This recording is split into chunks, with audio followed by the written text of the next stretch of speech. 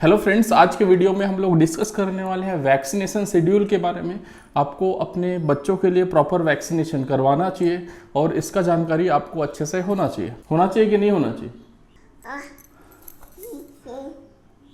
जब आपको अपने बच्चे के वैक्सीनेशन के बारे में प्रॉपर डिस्क्रिप्शन पता होगा कि कौन सा वैक्सीन किसके काम आता है, कौन सा गवर्नमेंट में मिलता है, कौन सा आपको प्राइवेट में लगवाना पड़ता है, तो आप अपने बच्चे का बहुत अच्छे से केयर कर पाएंगे। तो इस वीडियो में हम लोग इसी का डिस्कशन करने वाले हैं। वैक्सीन लगवाने में मज़ा आता है।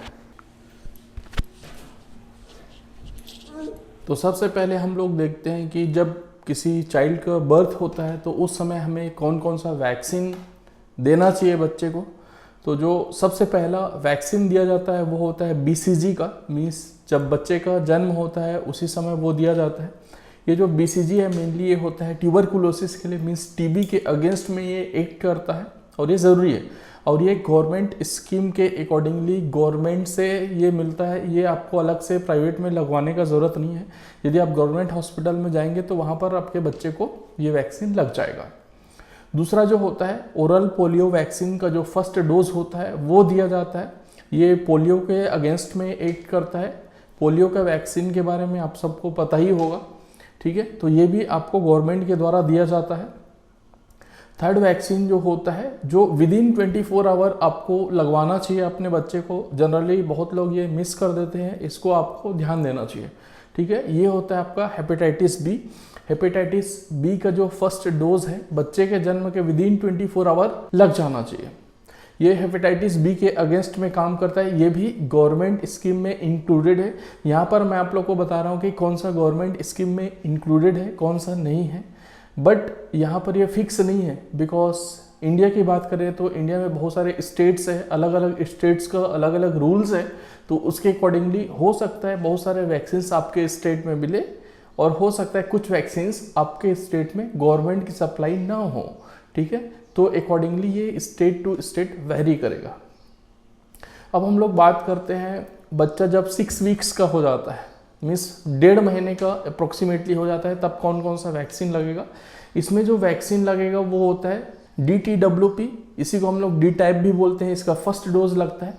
ये हमारा होता है डिप्थीरिया, टिटेनस और पर्ट्यूसिस के लिए। पर्ट्यूसिस को ही हम लोग हुपिंग कफ बोलते हैं, मीन्स काली खांसी बोलते हैं। ये भी आपको गवर्नमेंट सप्लाई से मिल जाएगा।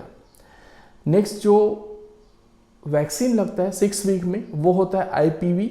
इसका फर्स्ट डोज लगता है, मीन्स इंजेक्टेबल पोलियो वैक्सीन। ये जो इंजेक्टेबल पोलियो वैक्सीन है जनरली ये गवर्नमेंट में नहीं मिलता है, तो उसकी जगह पर ओरल पोलियो वैक्सीन दे देते हैं, उन लोग ओरल डोज दे देते हैं, ठीक है। इंजेक्टेबल जनरली प्राइवेट हॉस्पिटल्स में मिलता है। तो ये भी पोलियो के अगेंस्ट में यूज़ होता है। और ओरल पोलियो वैक्सीन जनरली हमें गवर्नमेंट सप्लाई में मिल जाता है। इंजेक्टेबल के लिए आपको प्राइवेट हॉस्पिटल देखना पड़ेगा। अब हमारा आता है हेपेटाइटिस बी का जो सेकंड डोज है। यहाँ पर फर्स्ट डोज लग गया था जन्म के समय, उसके बाद सेकंड डोज लगता है आपका 6 वीक्स में, मीन्स 1.5 महीने में। ये अगेंस्ट हेपेटाइटिस काम करता है। ये भी आपको गवर्नमेंट सप्लाई में मिल जाता है। नेक्स्ट आता है HIV का फर्स्ट डोज लगता है। ये यूज़ होता है हमारा H influenza type B infection के लिए। ये भी आपका गवर्नमेंट सप्लाई में आता है। तो अल्टीमेटली कहने का मतलब ये है कि diphtheria, tetanus, pertussis, polio, hepatitis B, influenza, ये सारा चीज़ कवर होना चाहिए। कई बार क्या होता है गवर्नमेंट सप्लाई में ये अलग अलग नहीं आता है, एक पेंटा के नाम से आता है, मीन्स उसमें 5 वैक्सीन एक साथ होते हैं। ये पेंटा 1 का फर्स्ट डोज है।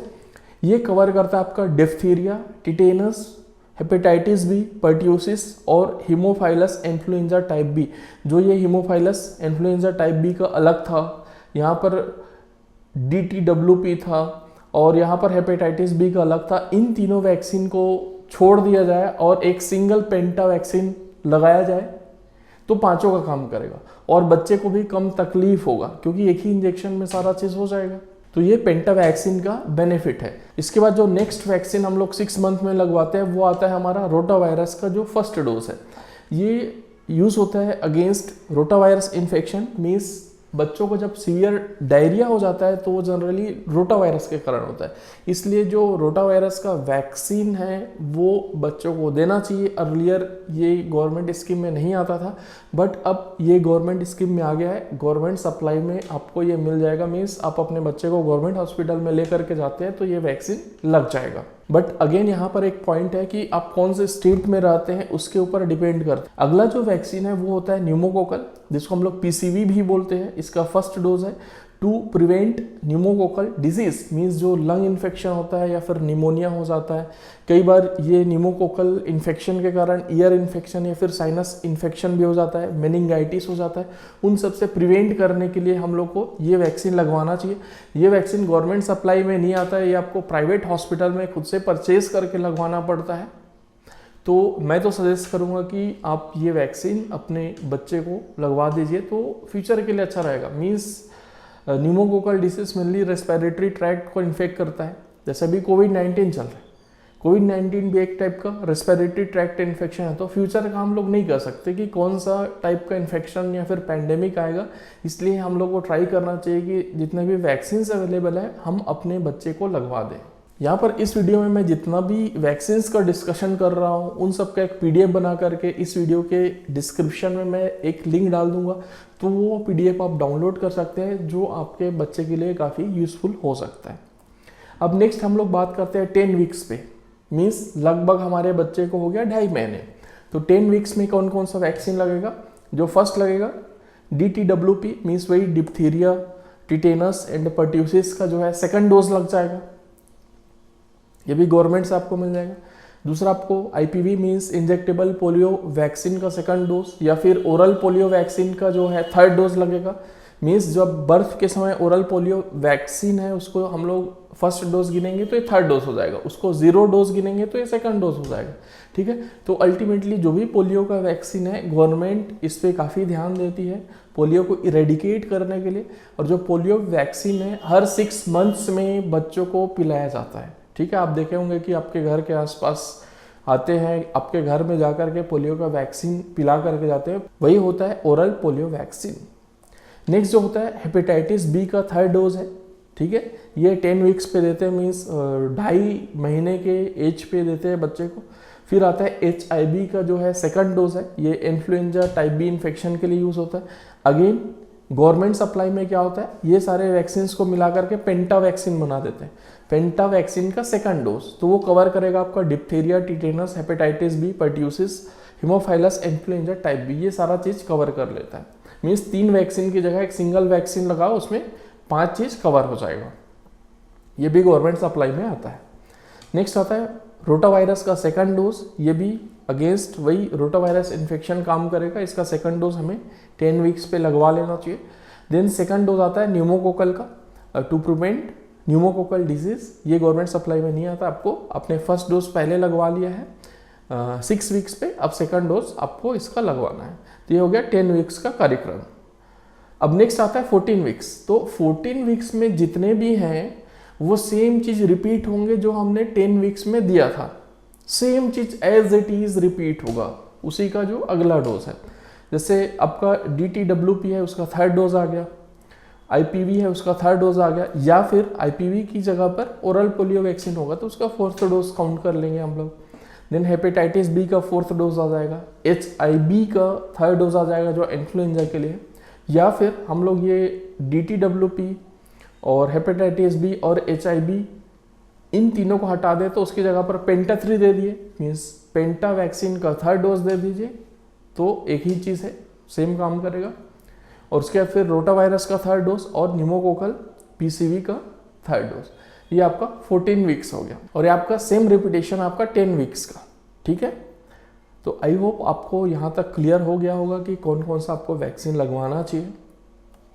नेक्स्ट आता है 6 मंथ में। 6 मंथ में कौन कौन सा वैक्सीन लेना चाहिए? 6 मंथ में जो वैक्सीन है गवर्नमेंट की तरफ से कोई भी वैक्सीन गवर्नमेंट देती नहीं है, बट ये वैक्सीन आपको अपने बच्चे को लगवा लेना चाहिए, उससे बेनिफिट ही होता है। फर्स्ट जो वैक्सीन होता है वो होता है फ्लू का वैक्सीन होता है to prevent infection by influenza viruses. तो इन्फ्लुएंजा वायरसेस से जो भी रिलेटेड इन्फेक्शन होता है उसको प्रिवेंट करने के लिए फ्लू का एक वैक्सीन आता है, इसको हमें लगवा लेना चाहिए। दूसरा जो आता है ओरल पोलियो वैक्सीन, तो वो तो आपको गवर्नमेंट से मिलता ही है ओरल पोलियो वैक्सीन, वो तो आप अपने बच्चे को पिलाते रहिए जो भी आपका 6 मंथ का गैप है उसमें। नेक्स्ट है आपका 9 मंथ में, तो 9 मंथ में जो है MMR का फर्स्ट डोज लगता है। MMR आपका होता है मिजल्स, मम्स और रुबेला के लिए। ये गवर्नमेंट सप्लाई में आता है, गवर्नमेंट से आपको मिलते हैं। गवर्नमेंट हॉस्पिटल में आप अपने बच्चे को लेकर के जाएंगे तो वहाँ पर ये लग जाएगा। और इसके साथ विटामिन ए का डोज दिया जाता है। आजकल ये गवर्नमेंट ने नया स्टार्ट किया है, विटामिन ए का डोज दिया जाता है। उससे क्या होता है, जो भी ये मिसल इन्फेक्शन होता है, मीन्स जो मिसल्स होता है उसके अगेंस्ट प्रोटेक्शन बढ़ जाता है। विटामिन ए को एडमिनिस्टर्ड हम लोग करते हैं किसके साथ, ये मिसल्स वाले वैक्सीन के साथ, इसलिए विटामिन ए दिया जाता है। और फर्दर इसका 6 मंथ में उस विटामिन ए का जो डोज है वो रिपीट किया जाता है। नेक्स्ट आता है आपका टाइफाइड कॉन्जुगेट वैक्सीन। ये आप 9 से 12 महीने के बिटवीन आप अपने बच्चे को कभी भी दे सकते हैं। ये टाइफाइड के लिए होता है मेनली, और ये गवर्नमेंट सप्लाई में नहीं आता है, आपको प्राइवेट हॉस्पिटल्स में जा करके वैक्सीन लेना पड़ता है। अब हम लोग बात करते हैं 12 मंथ का। 12 मंथ में जो फर्स्ट वैक्सीन लगता है वो आता है आपका हेपेटाइटिस ए। यदि ये हेपेटाइटिस ए लाइव वैक्सीन है, जिंदा वैक्सीन है, मीन्स उसमें लाइव वायरसेस है, तो उसका एक ही डोज लगेगा। बट ये इनएक्टिवेटेड वैक्सीन है, तो उस कंडीशन में उस वैक्सीन का 2 डोज लगता है, एक 12 मंथ पे, दूसरा 18 मंथ पे। तो यहाँ पर जनरली लोग प्रिफर करते हैं लाइव वैक्सीन का, तो एक डोज में काम खत्म। ये आता है आपका हेपेटाइटिस ए के लिए यूज होता है, गवर्नमेंट सप्लाई में नहीं आता है, ये आपको प्राइवेट हॉस्पिटल्स में ले जा करके लेना पड़ता है। नेक्स्ट आता है जापानीज इंसेफेलाइटिस। ठीक है, ये फॉर वायरल ब्रेन इन्फेक्शन के लिए होता है। ठीक है, ये ऑप्शनल होता है। ये उन स्टेट्स में मैंडेटरी है जहां पर इंडेमिक स्टेट्स है, मीन्स जहां पर ये जापानीज इंसेफेलाइटिस ज़्यादा मात्रा में पाया जाता है उन स्टेट्स में लगाया जाता है, सारे स्टेट्स में नहीं लगाया जाता, ये ऑप्शनल होता है। नेक्स्ट होता है आपका 15 मंथ्स में। 15 मंथ्स में जो आपका MMR है उसका सेकंड डोज देना पड़ता है। MMR मीन्स मिजल्स, मम्स और रुबेला के लिए होता है, गवर्नमेंट सप्लाई में आपका आता है। उसके बाद वेरिसेला का जो है फर्स्ट डोज लगता है 15 मंथ्स के अराउंड। वेरिसेला मीन्स ये चिकन पॉक्स के लिए होता है। ये इसको लगवा देने पर चिकन पॉक्स का जो इन्फेक्शन है वो फ्यूचर में नहीं होता है बच्चे को। अदरवाइज चिकन पॉक्स होने से किसी को भी हो, चिकन पॉक्स बड़ों को भी हो सकता है, तो बहुत प्रॉब्लमेटिक होता है। ठीक है, बहुत कष्टदायक होता है, तो ये वैक्सीन लगवा देना चाहिए। और ये गवर्नमेंट सप्लाई में नहीं आता है, ये आपको प्राइवेट में लगवाना पड़ता है। नेक्स्ट 15 मंथ में एक और वैक्सीन होता है न्यूमोकोकल का, जो 4th डोज है वो लगता है, जिसका मैं डिटेल्स बता चुका हूँ। न्यूमोकोकल डिसीज के अगेंस्ट में काम करता है, ये भी गवर्नमेंट सप्लाई में नहीं आता है, प्राइवेट में हमें लगवाना पड़ता है। नेक्स्ट शेड्यूल है वो है 16 to 18 मंथ्स का। इसमें जो DTWP है या फिर DTaP है उसका बूस्टर डोज लगता है। ये काम करता है against diphtheria, tetanus and pertussis. उसके बाद HIV का बूस्टर डोज लगता है, ये H influenza type B infection के अगेंस्ट में काम करता है। यहाँ पर फिर पेंटा वैक्सीन हम लोग नहीं ले रहे हैं 16 to 18 मंथ में, यहाँ पर यही इनका बूस्टर डोज है, डिप्थीरिया, टिटेनस, पर्ट्यूसिस का, इन्फ्लुएंजा टाइप B का। ठीक है, इनका बूस्टर डोज है। यहाँ पर पेंटा मीन्स 5 वैक्सीन एक साथ देने की जरूरत नहीं है, यहाँ पर यही वैक्सीन हम लोग दे रहे हैं। देन 18 to 24 मंथ में क्या होता है, टाइफाइड कॉन्जुगेट वैक्सीन है, उसका बूस्टर डोज लगेगा, जो टाइफाइड के अगेंस्ट में काम करता है। ये भी गवर्नमेंट सप्लाई में नहीं आता है। अब उसके बाद फिर 2 साल का जब आपका बच्चा हो जाएगा, फिर वैक्सीन से फुर्सत 2 साल के लिए, फिर अगला जो वैक्सीनेशन होगा 4 साल बाद चालू होगा। मीन्स इन बिटवीन 2 से 4 साल के बीच में आपका polio vaccine, oral polio vaccine लगता रहेगा। वो ओरल पोलियो वैक्सीन आप पिलाते रहिए बच्चों को हर 6-6 महीने के गैप में। फिर 4 से 6 साल के बीच में आपको लगेगा DTWP का मीन्स DTaP का बूस्टर डोज लगेगा फिर से। उसके बाद MMR का बूस्टर डोज लगेगा फिर से, ये सब गवर्नमेंट सप्लाई में आता है। उसके बाद वेरिसेला का जो आपने चिकन पॉक्स के लिए लगवाया था पहले वैक्सीन, उसका बूस्टर डोज आपको लगवाना है खुद से प्राइवेट में। उसके बाद 10 ईयर्स पे TDAP मीन्स TD जो हमारा टिटेनस, डिप्थीरिया और पर्ट्यूसिस के लिए होता है, उसका लगवाना है, गवर्नमेंट सप्लाई में आता है। तो इतना वैक्सीन लगवाने के बाद ये जो बॉयज़ होते हैं उनके लिए कंप्लीट हो गया, बट जो गर्ल्स होते हैं उनके लिए एक एक्स्ट्रा वैक्सीन होता है। वो वैक्सीन होता है ह्यूमन पैपिलोमा वायरस HPV, ये केवल गर्ल्स के लिए होता है।